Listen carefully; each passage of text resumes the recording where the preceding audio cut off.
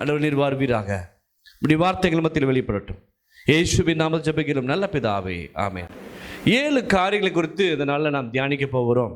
இந்த 7 காரியங்கள் ஆவிக்குரியவர்களாகிய நம்முடைய வாழ்க்கையில் ஆண்டவரோடு சேராதபடிக்கு, ஆண்டவரோடு ஐக்கியம் கொள்ளாதபடிக்கு மிகவும் போராட்டத்தை உருவாக்குற ஒரு 7 காரியங்கள் நம்முடைய எல்லா கிறிஸ்தவருடைய வாழ்க்கையிலும் இருக்கும்.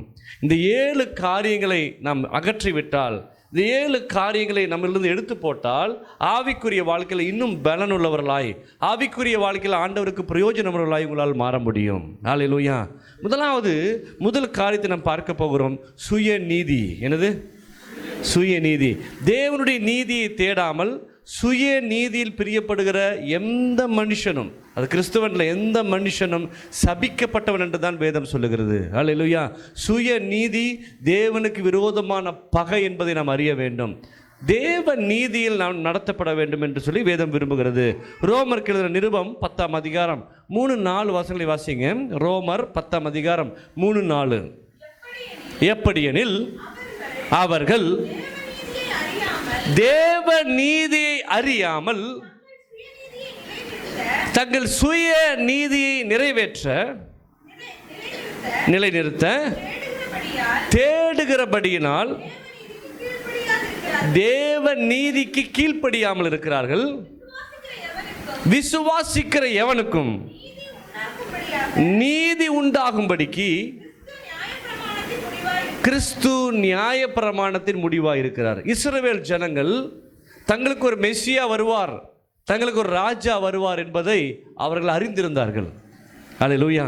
ஆண்டவராக இயேசு கிறிஸ்து ஒரு ராஜாவாய் வருவார், எல்லா ஜனங்களையும் கொன்றுவிட்டு யூத ஜனத்தை மட்டும் உயிரோடு வைப்பார் என்று சொல்லி அவங்க ஒரு நம்பிக்கை கொண்டிருந்தாங்க. ஆனால் ஆண்டவர் அடிமையின் ரூபம் எடுத்து ஒரு ஏழை குடும்பத்தில் மாட்டு தொழுவத்தில் பிறப்பார் என்று சொல்லி அவங்க கனவுலையும் நினைக்கல, அவங்களால ஏற்றுக்கொள்ள முடியல. ஒரு ராஜா மாட்டு தொழுவத்தில் பிறக்கிறது எப்படி எங்களால் ஏற்றுக்கொள்ள முடியும்னு சொல்லி கடைசி வரைக்கும் அந்த இயேசு கிறிஸ்துவை அவர்கள் ஏற்றுக்கொள்ளவே இல்லை. என்ன? ஏற்றுக்கொள்ளவே இல்லை, அக்செப்ட் பண்ணவே இல்லை. அதனால் உண்டான அந்த சுய நீதி, நாங்கள் யூதர்கள், நாங்கள் இப்படி இருப்போம் அப்படி இருப்போம்னு சொல்லி கடைசி வரைக்கும் இயேசுவோடு போராடி ஆண்டவரை கடைசியில் சிலுவையில் என்ன பண்ணிட்டாங்க? அரிஞ்சிட்டாங்க. அதான் சொல்லுது, தேவ நீதிக்கு எதிராக. 4வது வசனம் வாசிங்க. விசுவாசிக்கிற எவனுக்கும் நீதி உண்டாகும்படிக்கு கிறிஸ்து ஆண்டவர் எழுதி கொடுத்த நியாயப்பிரமாணத்தின் முடிவாக தான் இயேசு வந்தார். அதை இவர்கள் ஏற்றுக்கொள்ளாதபடியினால் இவர்கள் சுய நீதிக்காரராய் மாறி தேவனுக்கு பகைஞராய் மாறி போய்விட்டாங்க. இன்னொரு வசனம் கூட வாசிங்க, அதில் 1:17 வாசிங்க. ரோமர் 1:17. விசுவாசத்தினாலே நீதிமான் பிழைப்பான் என்று எழுதியிருக்கிறபடி விசுவாசத்தினால் உண்டாகும் தேவ நீதி விசுவாசத்துக்கென்று. ஆமென். ஹல்லேலூயா. இயேசு வர்றதுக்கு பல வருஷத்துக்கு முன்னாடி ஆபிரகாம் தேவனை விசுவாசித்தான், அதை அவனுக்கு ஆண்டவர் நீதியாய் எண்ணினார் என்று வேதம் சொல்லுகிறது. யாரெல்லாம் விசுவாசிக்கிறீங்களோ, யாரெல்லாம் நம்பிக்கை இல்லாத இடத்துல, கொஞ்சம் கூட ஹோப் இல்லாத இடத்துல தேவனை விசுவாசிக்கிறீங்களோ அது உங்களுக்கு நீதியாக எண்ணப்படும். ஹல்லேலூயா. என்னது? உங்களுக்கு நீதியாக எண்ணப்படும். தேவனை விசுவாசிக்கணும். நீங்கள் விசுவாசிக்கிறதுல தான் அந்த தேவ நீதியே உங்ககிட்ட இருந்து வெளிப்படும். ஆனால் மாறாக சுய நீதி உள்ளவர்களாய் இன்றைக்கி அநேகர் இருக்கிறாங்க. கேத்தலிக் இருக்கிறாங்க, சிஎஸ்ஐ இருக்கிறாங்க. இந்த பைபிளை அவங்க படிக்கிறது இல்லை. இந்த பைபிள் அவங்க வீட்டில் இருக்கும், சங்கீதம் படிப்பாங்க, மீதி மத்தேயுவிலிருந்து வெளிப்படுத்தின விசேஷம் வரைக்கும் அவங்க படிக்கவே மாட்டாங்க. இதில் என்ன எழுதியிருக்குது, இப்படி உள் கருத்து என்ன, நம்ம எப்படி வாழ வேண்டும் தெரியாது.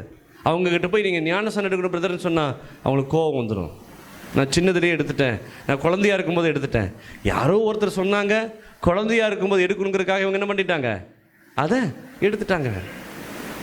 அப்போ சுய நீதி, எனக்கு இது கரெக்டு, நம்முடைய வாழ்க்கையில் யோசிங்க, எனக்கு இது கரெக்டு, நான் பண்ணுறது கரெக்டுன்னு சொல்லி யார் போகிறீங்களோ டில் பி டேஞ்சர். உடைய வாழ்க்கையை நீ தேவனோடு சேர்ந்து நடக்கிற ஒரு அனுபவத்தில் வரணும். எனக்கு எல்லாம் தெரியும், நான் பண்ணுறதெல்லாம் கரெக்டுன்னு நீங்கள் சொல்லிங்கன்னா it will be danger, you will be trouble, you will be trap. நீங்கள் பார்க்கணும் தேவ நீதி. விசுவாசத்தில் வராதது எல்லாமே உங்களுக்குரியது அல்ல. நீங்கள் விசுவாசிக்கணும். அல்லேலூயா. அது தேவன் கொடுத்ததா நீங்கள் நம்பணும். தேவனுக்குரிய காரியமாக நீங்கள் மாறணும். சுய நீதியில் அல்லது ஒரு எழுத்தை வச்சு, ஒரு டாக்குமெண்ட்டை வச்சு, ஒரு உங்களுக்கு சொல்லப்பட்ட வார்த்தையை வச்சு நீங்கள் போனீங்கன்னு சொன்னால் அதுக்கு பேர் சுய நீதி. தேவ நீதிக்கு நீங்கள் வரணும்னு சொல்லி ஆண்டவர் விரும்புகிறாரு. தேவ நீதின்னு சொன்னால் தேவன் ஒரு சிஸ்டம் வச்சுருந்தாரு. 3வது வசனம் வாசிங்க. 10:3, ரோமர் 10:3. எப்படி எனில் தேவ நீதி அறியாமல், சுயநீதி. 2 பேர் நிற்கிறாங்க. யோவான் யோர்தான் நதிக்கரையில் நின்று சொல்றாரு, மனம் திரும்புங்கள், பரலோக ராஜ்யம் சமீபத்தில் இருக்கிறது. டெய்லி கத்துனாரு, மனம் திரும்புங்கள், பரலோக ராஜ்யம் சமீபத்தில் இருக்கிறது. ஒரு 100 பேர் போய் ஞானசனம் எடுத்தான். 5000 பேர் வெளியே நின்று வேடிக்கை பார்த்தான். இந்த 5000 பேர் அது எடுக்கணுமா? இவன் யாரு? இவனுக்கு இந்த அதிகாரத்தை யார் கொடுத்தது? இதுதாங்க பிரச்சனை. யோவான் என்னமோ சொல்றாரே, புதுசாக இருக்குது என்று சொல்லி அதை நம்பி போவதற்கு அவங்களுக்கு என்ன இல்லை? மனசு இல்லை. அல்லேலூயா. நாங்கள் ஒருத்தர் சுவிசேஷம் சொன்ன போனோம். உயர்ந்த ஜாதின்னு அவங்கள சொல்லிக்கிறாங்க. என்னது உயர்ந்த? உலகத்தில் உயர்ந்த ஜாதியும் இல்லை, தாழ்ந்த ஜாதியும் இல்லை. அவங்க என்ன சொல்கிறாங்க? பாஸ்டர், நாங்கள் சின்னதுலேயே சர்ச்சுக்கு போனோம், எங்கள் அம்மா சொல்லிட்டாங்க ரொம்ப தாழ்த்தப்பட்டவங்க தான் இந்த சர்ச்சுக்கெல்லாம் போவாங்க, நீங்கள் இங்கே போகக்கூடாதுன்னு சொல்லிட்டாங்க. அதனால் சர்ச்சுக்கு வரலையா? யோசித்து பாருங்க. அல்லேலூயா. நேற்று ஒரு கவிதை படித்தேன், அதில் எழுதியிருக்குது, உயர்ந்த ஜாதி என்று சொல்லுகிறவன் தாழ்ந்த ஜாதியை வெட்டினான், தாழ்ந்த ஜாதியும் உயர்ந்த ஜாதியை வெட்டினான், 2 ரத்தமும் ஒன்றாய் கலந்துருச்சான். என்னது? இவனுக்கு சண்டை போட்டது நீ பெரியவனா நான் பெரியவனான். வெட்டி ரத்தம் வந்ததுக்கப்புறம் 2 ரத்தமத்துக்கு ஒரு பிரச்சனை இல்லை. என்ன ஆயிடுச்சு? ஒன்று செஞ்சிருச்சான். உங்களை யாரோ நீ உயர்ந்தவன், இவன் தாழ்ந்தவன், இங்கே சொன்னா இங்கே தொட்டா தீட்டு, இங்கே சாப்பிட்டா தீட்டு. இப்போல்லாம் கம்மியாயிருச்சு. ஒரு காலத்தில் சிரட்டையில் டீ குடிப்பாங்க, பார்த்தீங்களா, வீட்டுக்குள்ளே ஏற்ற மாட்டாங்க. கொடூரம், பைத்தியம் பிடிச்சிருந்துச்சு எல்லாத்துக்கும் அந்த டைமில். ரொம்ப பெரியார்னு ஒருத்தர் வந்து சாட்டை எடுத்து அடித்ததுக்கப்புறம் தான் அந்த பைத்தியமில் என்ன ஆயிடுச்சு கொஞ்சம். இப்போவும் இருக்குது, இப்போவும் இருக்குது. ஆவண கொலை கேள்விப்பட்டிருக்கீங்களா? இப்போ நடக்குது. காதல் திருமணம் பண்ணதுக்காக மகளை கொல்றாங்க, மகனை கொல்றாங்க. ஏன்? இவனுடைய வித்து உயர்ந்த வித்தான். அப்போ நான் ஒருத்தரை கேட்டேன், எதுலடா நீ உயர்ந்தவன் எனக்கு நீ சொல்லு. நீங்கள் பார்த்துருக்கீங்களா? ரொம்ப தாழ்த்தப்பட்டதாக இவன் ஒதுக்கி வச்சுருக்காங்களே, அவன் அதிகமாக கெட்ட வார்த்தை பேச மாட்டான். இந்த உயர்ந்த ஜாதின்னு சொல்கிறவன் பேசுகிற கெட்ட வார்த்தை இந்த காதில் வாங்கி இந்த கேட்கவே முடியாது. அவன் நடந்துக்கிற விதமும் அவன் பேசுகிற விதமும். அப்போ உன்னை குவாலிட்டியில் நீ உயர்ந்தவனாக இருக்கணும். அல்லேலூயா. தன்மையில் உயர்ந்தவனாக இருக்கணும், அன்பில் உயர்ந்தவனாக இருக்கணும், கொடுக்கறதுல உயர்ந்தவனாக இருக்கணும். உன்னை உயர்ந்தவன் என்று உனக்கு சொன்னவன் யார்? எல்லாரும் காட்டில் நான் உயர்ந்தவன் சொல்கிறேன், நீ எதில் உயர்ந்தவனாக இருக்கிற? அல்லேலூயா. அப்போ ஒரு ஜாதிக்காக சர்ச்சுக்கு வராமல் எத்தனையோ பேர் வாழ்க்கையில் யோசித்து பாருங்கள். இந்த வெள்ளைக்காரங்க இங்கே வரும்போது இங்கே வந்து இப்போ ஒருத்தர் இருப்பார், இந்த பெரியார் தான் இந்த பேரெலாம் மாற்றினது தெரியுமா உங்களுக்கு? நம்ம போய் பிராமின்ஸை பார்த்து சொல்லணும், கும்பிடுற சாமி என்னது சாமி சாமின்னு சொல்லணும். அப்போ பெரியார் சொன்னார், எல்லாரும் உங்கள் பேரை மாற்றுங்க. உன் பேர் என்றா? உன் பேர் குப்பை, இனிமேல் இல்லை குப்பு சாமின்னு. என்னது உன் பேர்? உன் பேர் என்ன? மாமன்னன். என்னது மாமன்னன். உன் பேர் என்ன? ராஜா. இந்த நிறைய ராஜா பேரில் வைக்கிறாங்களா, எது தெரியுமா? அவன் ஒன்று அந்த பேரை சொல்லி கூப்பிட்டோம். சாமி இங்கே வாங்கன்னு என்ன பண்ணணும் அவன்? இது இவங்களுக்கு பயங்கர பிரச்சனை. வீட்டுக்குள்ளே ஏற்ற மாட்டாங்க, செருப்பு போடக்கூடாது, துண்டு தோலில் போடாமல் என்ன பண்ண இடுப்பில் கட்டிட்டு போனோம். வெள்ளைக்காரன் வந்தான், அவன் கேட்டான், what is your name? Kuppan. Kuppan, how are you? அவன் கை கொடுக்கும்போது இவனுக்கு ஆச்சரியமாக இருக்கிறடா, நம்ம கையை என்ன பண்ணுறான்? வெள்ளைக்காரன் கை கொடுக்குறானே, கட்டி கொடுக்குறானே, கட்டி பிடிக்கிறான், சாப்பாடு ஊட்டி விட்றான். அவன் சொல்கிறான், இதெல்லாம் தெய்வம் இல்லை, நீ வா, ஒரு ரியல் காட் உனக்கு என்ன பண்ணுற காமிக்கிறேன். பைபிளை காமிச்சான். ஜனங்க எல்லாம் ஓடிட்டாங்க. ஹல்லேலூயா. இங்கே உயர்ந்தவன் சொல்லிட்டு இருக்க என்ன பண்ணிட்டான்? இந்த மகத்துவமான தெய்வத்தை அறியாதபடிக்கு வாசலுக்கு வெளியே நின்னான். ஆனால் இந்த ஜனங்களை ஒதுக்கி கேவலப்படுத்தி சித்திரவதை பண்ணவன் எல்லாம் பண்ணிட்டான், வெளியே நிற்கிறான். அதுக்குள்ளே அகப்பட்டவங்க உடனே உள்ள ஓடி வந்துட்டான். அவன் தெய்வத்தை தெரிந்து கொண்டான். ஹல்லேலூயா. அப்போ இஸ்ரவேல் ஜனங்கள் சொன்னாங்க, இந்த இயேசு மெஸ்ஸியா இல்லை, இந்த இயேசுவை சிலுவையில் அறைங்க, இவரை கொன்றுங்க. ஆண்டவர் சொன்னார், இந்த சுவிசேஷம் உனக்கு மறக்கப்பட்டு உலகம் முழுவதும் போகும், நீ தள்ளப்பட்டவனாயிருப்போம். இந்த யூதர்களுக்கு வந்த சுவிசேஷம் நமக்கு வந்துருச்சு. ஹல்லேலூயா. நம்முடைய வாழ்க்கையில் சுய நீதி இருக்கக்கூடாது. ஆமென். யாருக்கும் எல்லாமே தெரிஞ்சது இருக்காது. நீங்கள் செக் பண்ண வேண்டியது இந்த வேத புஸ்தகத்தை வச்சு, நான் பேசுகிறது கரெக்டா, நான் நடந்தது கரெக்டா, நான் போகிறது கரெக்டா, நான் பண்ணுகிற காரியம் கரெக்டா, நான் இந்த ஒரு தீர்மானம் எடுக்க போகிறேன் இது கரெக்டான்னு சொல்லி உங்கள் எல்லாத்துக்கும் பதில் இதில் இருக்குது. ஹல்லேலூயா. உங்களுடைய வாழ்க்கையை இந்த வேத புஸ்தகத்தோடு இணைத்து போனீங்கன்னு சொன்னால் அது தேவ நீதியாய் மாறும். ஹல்லேலூயா.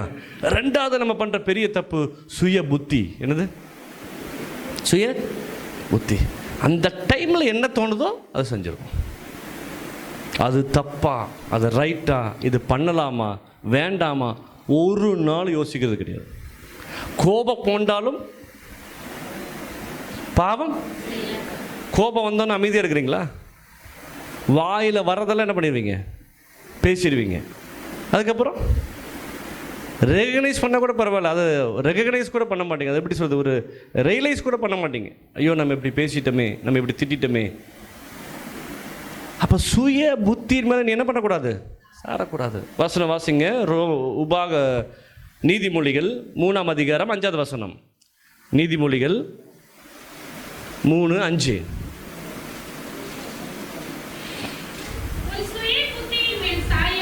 உன் சுய புத்தியின் மேல் சாயாமல் உன் முழு இருதயத்தோடும் கர்த்தர் மேல் நம்பிக்கையாயிருந்து வழிகளிலெல்லாம் அவரை நினைத்துக்கொள், அப்பொழுது அவர் உன் பாதைகளை என்ன பண்ணுவார்? செவைப்படுத்துவார். 23:4 வாசிங்க.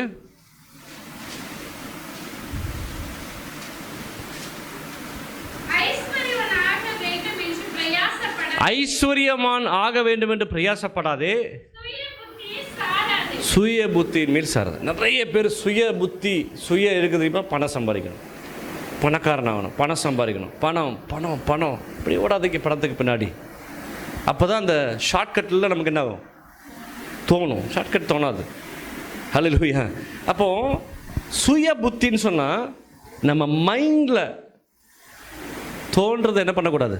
செய்யக்கூடாது. ஏவாளுக்கும் அந்த பாம்புக்கு ஒரு கான்வர்சேஷன் நடந்துச்சு. அது ஆண்டவரை வச்சு கான்வர்சேஷன் தான். ஆனால் அது எப்படி முடிவாக மாறுச்சு? இவருடைய சுய புத்தி. அவன் சொன்னான், பிசாசு இந்த பழத்தை சாப்பிட்டாடி தேவனை போல மாறிடுவேன். இவன் உணரலை, நம்ம இப்போ தேவனை போல தான் இருக்குங்கிறத அவன் என்ன பண்ணல? உணரலை. ரெண்டாவது சுய புத்தி முடிவு பண்ணிட்டான், என்னதை எடுத்து சாப்பிடலாம். அப்போ சுய புத்தியின் மேல் நீங்கள் என்ன பண்ணக்கூடாது? சாரக்கூடாது. தெய்வீக ஆலோசனை கேட்டு ஒவ்வொரு நாளும் செய்யணும்.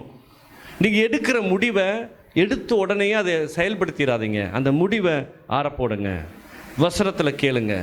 ஆமென். வசனம் உங்களுக்கு கைடன்ஸ் கொடுத்துச்சுன்னா, அல்லது நீங்கள் யார்கிட்டயாச்சும் உங்களோட ஆவிக்குரியவங்களா சீனியராக இருக்கவங்ககிட்ட நீங்கள் டிஸ்கஸ் பண்ணலாம், பாஸ்டர்கிட்ட கேட்கலாம், ஏதாச்சும் பண்ணுங்கள்.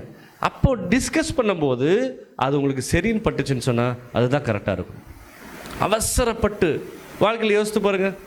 அவசரப்பட்டு முடிவெடுத்தவங்கள கை தூக்குங்க. உங்கள் வாழ்க்கையில் கல்யாணம் கொண்டு எல்லாம் அவசரப்பட்டு முன்ன பின்ன பார்க்காம இல்லை ஓகே. நிறைய பேர் அழகாக இருக்குன்னு கல்யாணம் பண்ணியிருப்பாங்க, முட்டாளுங்க. அப்புறம் யோசிப்பான், குழந்தை பிறந்தனா அழகெல்லாம் போயிடுச்சு. நான் கல்யாணம் பண்ணி வந்தப்போ ஆள் ஒல்லியாக இருந்தாங்க, இப்போ எப்படி இருக்காங்க? ரொம்ப குண்டாக இருக்கிறாங்க. அழகில்ல, அழகும் மாயை. இப்போ இங்கே சாப்பாட்டுக்கு ஒன்றும் பெரிய பிரச்சனையாக இருக்குது இல்லையா? ஆனால் மனுஷனுடைய நிலைமை பார்த்திங்களா? அவன் கல்யாணம் பண்ணால் எல்லாம் நடந்து நினைக்கிறான். கல்யாணம் பண்ணால் அவனுடைய நினைப்பு காலையில் பெட் காஃபி வரும், ஒரு பொண்ணு அப்படி காலை தொட்டு எந்திரிச்சு, ஏன் நமக்கு விளம்பரத்தில் தானே பார்க்குறோம். அப்படி நடக்குது நம்ம வாழ்க்கையில். யோசித்து பாருங்கள். காலை தொட்டு என்ன பதர் காப்பி கொடுத்து எந்திரிங்க அப்படின்னு கொடுத்து அப்படியே நம்ம வாழ்க்கையில் நடக்குது. காலையிலையும் சத்தம் கேட்கும், பாத்திரம் உருட்டுற சத்தம். என்னடா புதுசாக இருக்குது, அது வாங்கிட்டு வர சொன்ன நீ வாங்கிட்டு வந்தியா, இதை வாங்கிட்டு வர சொன்ன வாங்கிட்டு வந்தியா, அது இல்லை இது இல்லை, டீ வேறு கேட்குறேன், இந்தா டீயை குடி அப்படின்னு சொல்லும் போது எப்படி இருக்கும்? ஸ்பிரிச்சுவல் லைஃப்பை பார்க்கணும். நமக்கு திருமணம் பண்ணக்கூடிய ஆனாலும் பெண்ணானாலும் தேவனுடைய பிள்ளையா, அவளுக்குள்ள மனம் திரும்புதல் இருக்குதா, அவள் தேவனை அக்செப்ட் பண்ணியிருக்கிறாளா, ஆண்டவருடைய பாதையில் நடக்கிறாளா, ஜெபிக்க தெரியுதா, வேத வாசிப்பு தெரியுதா, எல்லாரையும் அனுசரித்து போகிற புத்தி இருக்குதா, இதைத்தான் நம்ம பார்க்கணும். இதெல்லாம் பார்க்காம படிப்பையும் அறிவையும் கல்யாணம் பண்ணால் அது உனக்கு சோறே போடாது கடைசி வரைக்கும். ஹல்லேலூயா. ஆவிக்குரிய வாழ்க்கை உனக்கு சோறு போடும். ஆமென். அப்போ சுய புத்தியின் மேலே என்ன பண்ணக்கூடாது, சாரக்கூடாது. அடுத்து அதுலேயும் இதை போட்டிருக்கு, சுய விருப்பம். என்னது மூணாவது? என்னது முதல்ல? சுய நீதி, சுய புத்தி, சுய விருப்பம், இச்சை. யாக்கோபு 1:13 வாசிங்க. 1:14. அவனவன் அது இப்படி கூட வச்சுக்கலாம். அவனவன் சுய விருப்பத்தில் இழுக்கப்பட்டு சிக்குண்டு சோதிக்கப்படுகிறான். இந்த கடற்கார நகரெலாம் பார்த்துருக்கீங்களா? யாராச்சும் 2 பேர் வந்து பேசுவாங்க. பஜாஜ் அலைன்ஸில் நீங்கள் ஒரு 5000 ரூபா போட்டிங்கன்னா 2வது மாதத்தில் உங்களுக்கு அது திருப்பி வரும். எதை தூண்டுவான்? ஆசை, விருப்பத்தை என்ன பண்ணுவான்? தூண்டுவான். 10 நிமிஷம் பேசி பேசி பேசி இல்லை, யோசித்து பாருங்க. அவன் பிஸ்னஸ்மேன். இப்போ ஹெலன் சிஸ்டர் கடைக்கு வந்து அவங்க வந்து 1 மட்டும் எடுத்துருப்பாங்கன்னு சொல்லுவாங்களா? இது நல்லா இருக்குது, அது நல்லா இருக்குது, அது பார்க்குற நம்முடைய கடமை இல்லையா? ஆனால் நம்ம வச்சு வாங்குகிற பொருளுக்கு கொடுக்குறோம். இந்த எம்எல்எம், எத்தனை பேர் எம்எல்எம்ல மாட்டிருக்கீங்க? போய் யாராச்சும் ஓகே சொன்னால் உடனே போய் உட்காந்துருது. அவனு பாருங்க யோசிக்கவே விட மாட்டான். வீட்டுக்கு போய் இதே இப்போவே போட்டுருங்க 5000 ரூபான்னு சொல்லுவான். இப்போவே செக்கு போட்டுருங்க, இப்போவே காசு கொடுத்துருங்க, இன்னைக்கு தான் ஆஃபர். ஏன்னா வீட்டுக்கு போய் யோசித்தா என்ன ஆயிரும் சொல்லுங்க. எத்தனை ஆயிரங்கள் தெரியுமா இப்படி போச்சு? காசை நம்பி, பணத்தை நம்பி. நான் அடிக்கடி சொல்லுவேன்ல, இந்த மார்க்கெட்டிங் விற்கிறவங்களாம் எத்தனை மணிக்கு வருவான் வீட்டுக்கு? புருஷங்களாம் 8 மணிக்கு வெளியே போனதுக்கப்புறம் வருவான். 10 மணிக்கு மேடம் அப்படிமா. இவங்களுக்கு மேடம் சொன்னச்சா காலையே புருஷன் திட்டிருப்பான், சனியனை அறிவு கட்ட விளையாடு. நம்மளையும் ஒருத்தர் மேடம் கூப்பிட்றானு, மேடம் கொஞ்சம் தண்ணி கொடுங்க மேடம். பேசுவான். மேடம் உங்களுக்கு நீங்கள் எவ்வளோ பிரைட்டாக இருக்கிறீங்க மேடம், பாருங்கள் கரெக்டாக செலக்ட் பண்ணிட்டீங்க. யாரும் இந்த பொருளை செலக்ட் பண்ண மாட்டாங்க, நீங்கள் செலக்ட் பண்ணியிருக்க பார்த்தீங்களா, உங்களுக்கு வாங்கிட்டு விற்றுட்டு போயிடுவோம். யோசித்து பாருங்கள். நிஷா சிஸ்டர் இப்படி தான் முதல்ல வளையல்லாம் போடுவாங்க, வளையல் ஜிமிக்கியெல்லாம் போடுவாங்க. இப்படி ஒருத்தர் பேசி பேசி கிடச்சிட்டு 700 ரூபாய்க்கு வாங்கியிருக்காங்க ஒரு டைம். நான் சொன்னேன் நமக்கு 5 பைசா கிடையாது. அவன் தந்திரமாக வருவான். ஒரு 6 அடிச்சு மேடம் 700 ரூபா. சொன்னேன் இதோட லாஸ்ட்டு, இனி இந்த தோடு கீடெல்லாம் வீட்டுக்கு என்ன பண்ணக்கூடாது, வரக்கூடாது. ஸ்டார்டிங்கில் ரசிக்கப்படுறதுக்கு முன்னாடி. அப்போ ஆண்டவர் சமூகத்தில் நமக்கு சுய விருப்பத்தை என்ன பண்ணுவாங்க, தூண்டுவாங்க. அந்த சுய விருப்பத்துக்கு நீ உன்னை அடிக்ஷன் ஆக்கிறாத. ஹல்லேலூயா. அவனவன் வாசிங்க. அவனவன் சுய இச்சையில இழுக்கப்பட்டு என்ன பண்ணுவ, மாட்டிடுவ, சிக்குண்டு சோதிக்கப்படுகிறான். பின்பு இச்சையானது கர்ப்பம் தரித்து பாவத்தை பிறக்கும். பாவம் பூரணமாகும் போது மரணத்தை பெறும். நிறைய பேருடைய தற்கொலை மரணங்கள் எதில் ஆரம்பிக்கும்? ஆசை, விருப்பம். அது கடனாக இருக்கலாம், இல்லீகல் ரிலேஷன்ஷிப்பாக இருக்கலாம், வாட் எவர், எதுலையாவது ஒரு மாற்ற விஷயமா இருக்கலாம். நிறைய பேர் ஜெபத்துக்கு வந்திருப்பாங்க, கேட்பாங்க 20 லட்ச ரூபா 30 லட்ச ரூபா கடன். பாஸ்டர் ஒருத்தர் வெளிநாட்டுக்கு வேலைக்கு 10 பேர்த்த கூட்டுவா, உனக்கு காசு தரேன், நான் 10 பேர்த்த சேர்த்து விட்டு அவன் காசு எடுத்துகிட்டு போயிட்டு அப்போ எல்லாரும் என்னை பிடிச்சிட்டாங்க. எத்தனை லட்ச ரூபா? 40 லட்ச ரூபா, 30 லட்ச ரூபா, 10 லட்ச ரூபா, 20 லட்ச ரூபா. இப்படி மாட்டி மாட்டி மாட்டி மாட்டி இருக்கிற ஆட்கள் நிறைய பேர் இருக்காங்க. நேற்று பார்த்தீங்களா பேப்பரில் ஒரு அம்மா துபாயிலேருந்து வந்துருக்குது. எத்தனை பேர் ஏமாத்திருக்கீங்க? 2 crores. எப்படி கொடுப்பீங்க? நான் வேலை செஞ்சு கொடுக்கும். எப்படி திருடிச்சா 2 கோடி. இனி இது வேலைக்கு போய் என்ன பண்ணுமா, கொடுக்குமா. ஒளிஞ்சு ஓடிச்சான் துபாய்க்கு, அங்கே 2 பேர்த்து ஏமாத்திச்சான். இப்போ திருடுறவன் கடைசி வரைக்கும் என்ன பண்ணுவான், திருடிட்டே இருப்பான். ரொம்ப ஜாக்கிரதையாக இருக்கணும். அவனுடைய நோக்கம் உங்களை, இந்த பக்கத்து வீட்டு லேடிஸ்லாம் ரொம்ப ஜாஸ்தி பேசக்கூடாது, எங்கேயாச்சும் கொண்டு போய் என்ன பண்ணிடுவாங்க, உங்களை மாட்டிடுவாங்க.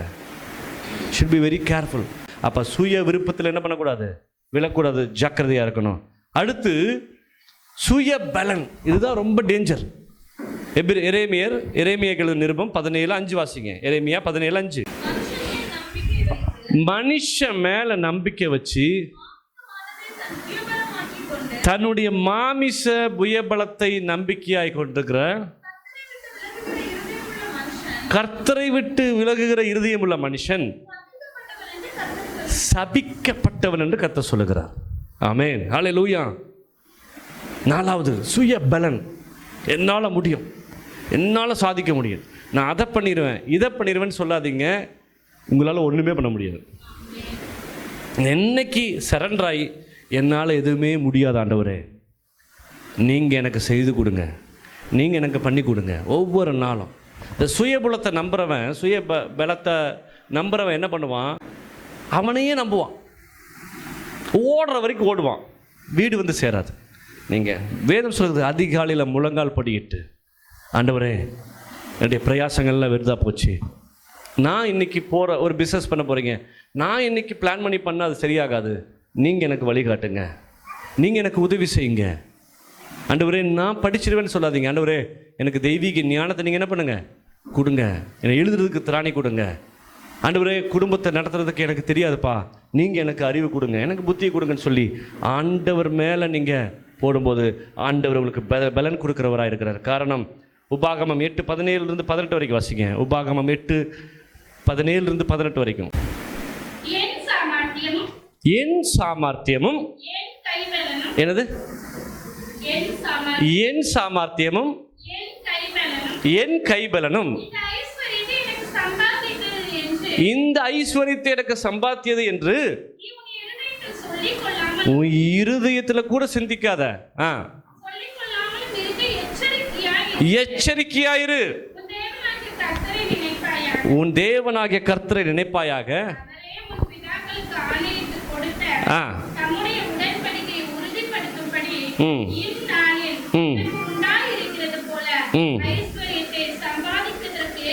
ஐஸ்வரியத்தை சம்பாதிக்கிறதுக்கு சம்பாதிக்கிறதுக்கு பலனை யார் கொடுக்குறா? இந்த வியாதியாக இருக்கவங்களாம் கேட்டு பாருங்க, ஒரு நிமிஷத்தில் நடந்திருக்கும் அந்த வியாதி. காலைல எந்திரிக்க முடியலைங்க, ஒரு நரம்பு ஆண்டவர் இழுத்த யோசித்து பாருங்க. மூளைக்கு போகிற ஒரு சின்ன நரம்பு வேலை செய்யாட்டி நம்ம வாழ்க்கை என்ன ஆகும்? அப்போ உங்களுக்கு பலன், ஆரோக்கியத்தை கொடுக்கறது கர்த்தர் ஃப்ரீயாக கொடுக்குறாரு, நீ அதுக்கு பணம் கொடுக்கறது இல்லை.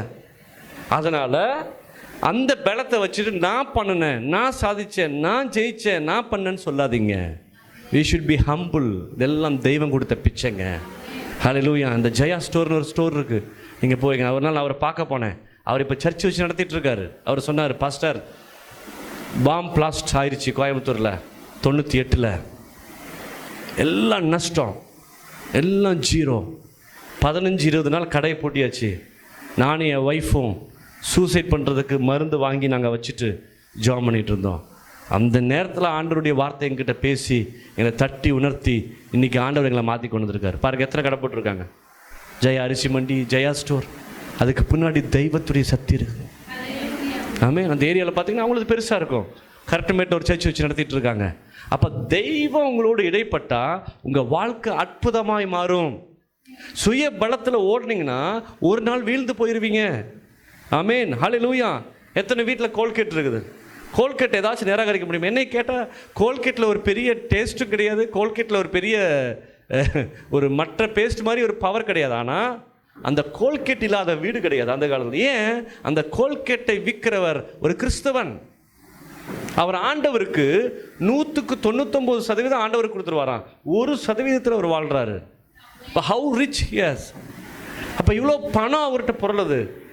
அப்போ எல்லாம் இன்றைக்கி இருக்கிற பிஸ்னஸ் எல்லாம் நாளைக்கு அடிபட்டு போகும், ஒரு பிஸ்னஸ் புதுசாக வரும். ஆனால் ஆண்டவரை சார்பாய் நம்பி இருக்கக்கூடிய பிஸ்னஸ் இன்றைக்கி உள்ள என்றென்றைக்கும் சதா காலங்களாக இருக்கும். ஒருவேளை நீங்கள் ஆண்டவருடைய பேரை வச்சுருக்கீங்க கடை, ஆண்டவருடைய நாமத்தை நீங்கள் பிரஸ்தாபப்படுத்தும் போது அது உங்கள் பிள்ளைக்கு கேரி ஃபார்வர்ட் ஆகணும். ஆமேன். நீங்கள் இன்றைக்கி பண்ணது நாங்களுக்கு உங்கள் பிள்ளையை எடுத்து செய்யணும், காட்டா சொல்லணும். அதுக்கு ஆண்டவர் போட்ட பிச்சை, ஆண்டவர் எங்களோடு கூட இருக்கிறார், ஆண்டவர் எங்களோடு கூட இருக்காருன்னு சொல்லி உங்கள் வம்சம் சொல்லணும். ஆமேன், ஹல்லேலூயா. அப்போ அந்த சுய பலன், ஆண்டவர் கொடுக்குற பலனை நம்ம ஏற்றுக்கொள்ளணும். ஏசாயா 40 அதிகாரம் 29-31 வரைக்கும் வாசிங்க.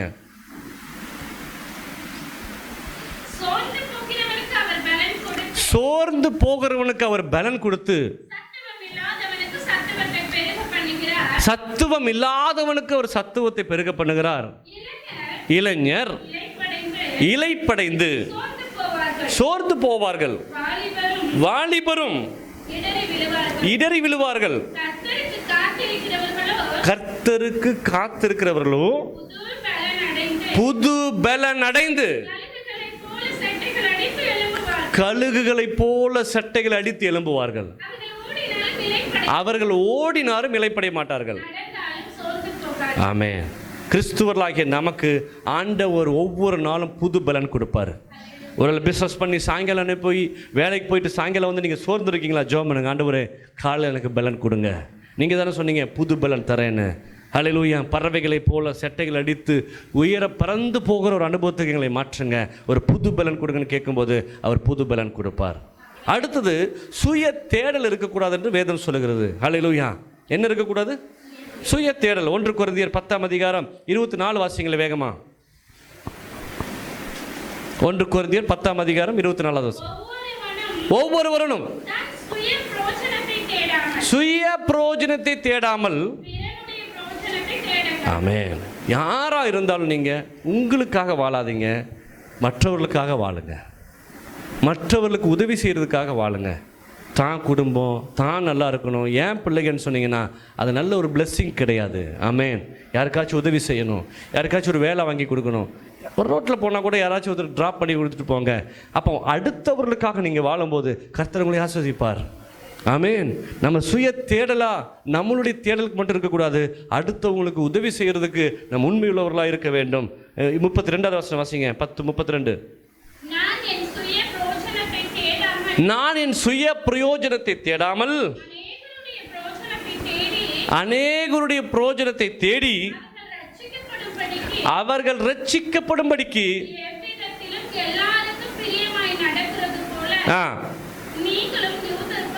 போதும் போதும், நீங்கள் இருக்கிற எல்லாருக்காக சொல்கிறேன், நீங்கள் உதவி செய்யுங்க, விருதாவா உதவி செய்யாதீங்க. மேலே இன்னொரு விஷயம் இருக்குது, சுய பரிதாபங்கள். என்னது? இல்லை இன்னொரு விஷயம் பேசணும், அது இன்னொரு டாபிக். அது என்னது?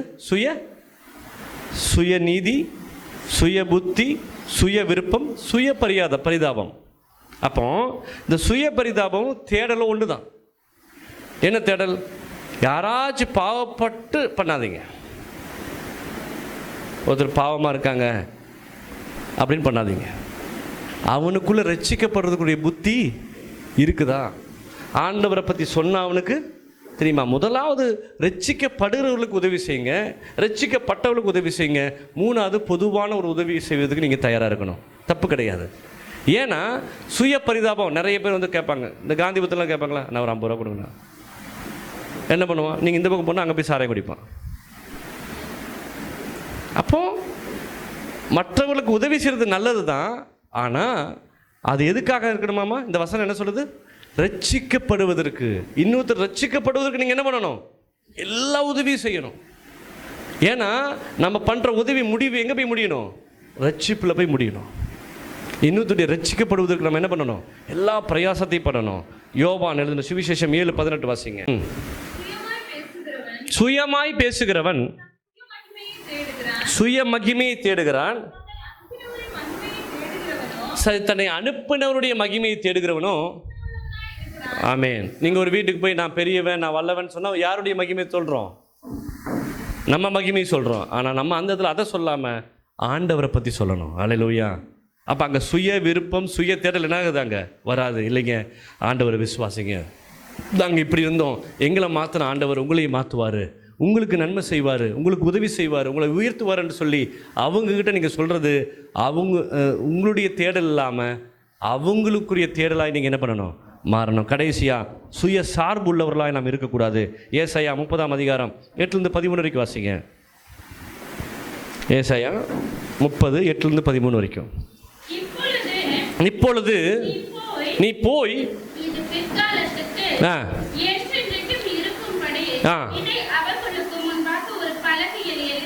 எழுதி வரை. இவர்கள் கலகமுள்ள ஜனங்களும் பொய் பேசுகிற பிள்ளைகளும் கர்த்தருடைய வேதத்தை கேட்க மனதில்லாதவர்களும் இருக்கிறார்கள். இவர்கள் தரிசனக்காரரை நோக்கி தரிசனத்தை காண வேண்டாம் என்றும் ஞான திருஷ்டிக்காரரை நோக்கி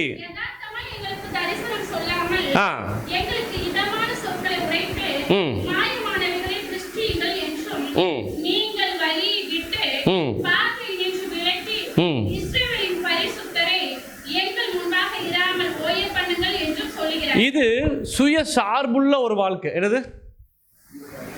ஒரு சார்பு சபையை சார்ந்து இருக்கணும். என்னது? பாஸ்டர் சார்ந்தல்ல. என்ன இருக்கணும்? இங்க ஒரு சபை, இந்த சபையில் ஒரு போதகர் அவர் சொல்ற வார்த்தை இந்த வேதத்திலிருந்து எடுத்து வாசுறாரு, அவ்வளோதான். இதுல இருந்து சொல்றாரு. ஆனால் இன்னைக்கு சுய சார்பு எது இருக்குது? மோகன் சிலாசஸ் மாதிரி ஒரு பெரிய தெய்வ மனுஷன் அந்த உலகத்தில் யாருமே இல்லை. உடனே வண்டி பிடிச்சி எங்கே போகணும் சொல்லுங்க? 4 மாவடி போகணும். அடுத்து இங்கே ஒருத்தர் இருக்காரு, பிளெஸிங் டிவியில் வருவார். அவரை போல ஒரு சக்தி உள்ளவர் யாருமே இல்லை.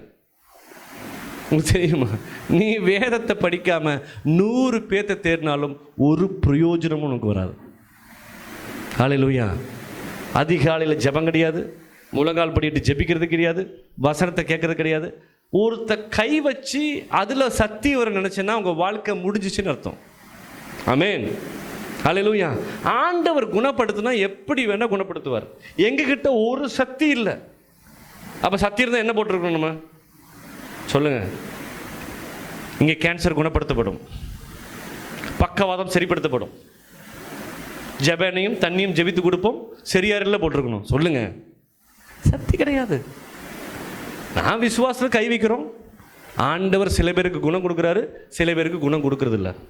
அப்போ யார் கையில் இருக்குது? ஆண்டோட கையில் இருக்குது. ஆமென். இந்த வேதத்தில் எழுதப்பட்ட ஆசீர்வாதங்கள் சபையில் தான் உனக்கு கிடைக்கும். ஆனால் இன்னைக்கு ஜனங்க சபையை விட்டுட்டு, பாஸ்டரை விட்டுட்டு, இவங்களுடைய தேடல் டிவிலையும் ஸ்பெஷல் மீட்டிங்லையும் மற்றவங்க இடத்துலையும் உன்னை வழி நடத்துறவங்களுக்கு தான் தெரியும் நீ யாருன்னு. முதல் நாள் போய் பாவமாக கேட்கும்போது அவங்க நினைப்பாங்க, பார்த்தா பரவாயில்ல, பாவம், நல்ல மனுஷங்க அப்படின்னு நினைப்பாங்க. இல்லையா? சொல்லுங்களேன்.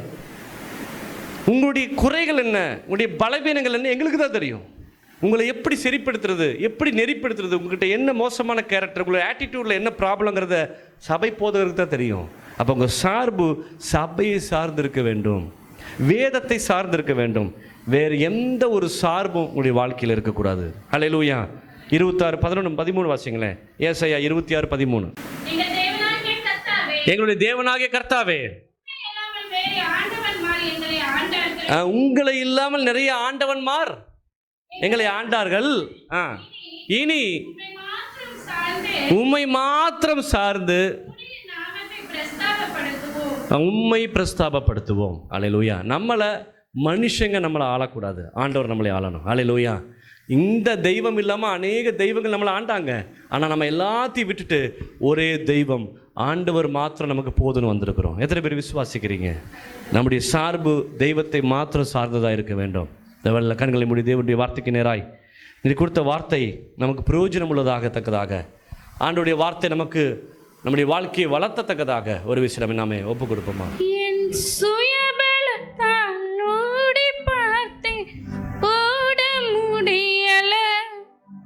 என் மனபலத்தால் நடந்து பார்த்து நடக்க முடியல. என் சுயபலத்தால் ஓடி பார்த்து ஓட முடியல. என் மனபலத்தால் நடந்து பார்த்து நடக்க முடியல. என் தோள் பலத்தால் சுமந்து பார்த்து சுமக்க முடியல.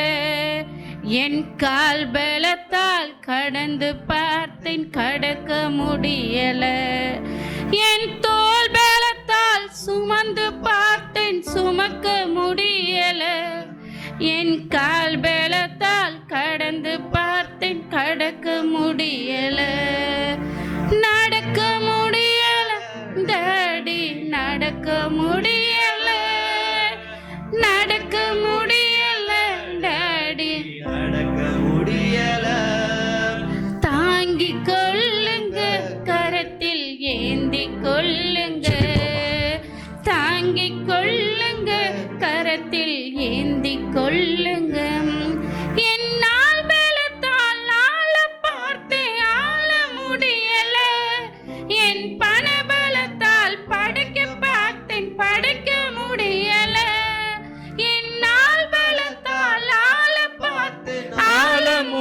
முடியல.